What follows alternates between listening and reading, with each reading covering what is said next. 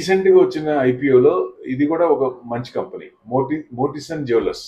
అంటే 50% పెరిగింది అది ఇష్యూ తర్వాత. Jaipur based company, retail jeweller retail company. అది స్ప్లిట్ చేస్తున్నారు 10:1.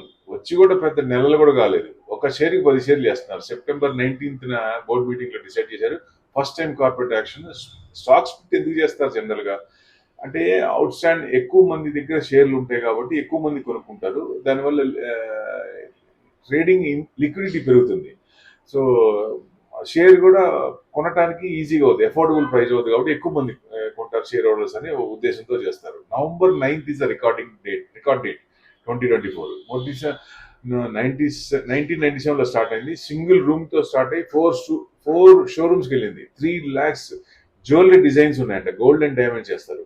ఫస్ట్ క్వార్టర్ ప్రాఫిట్ కూడా 5.5 crores వచ్చింది. దాంట్లో రెవెన్యూ 86.7 crores.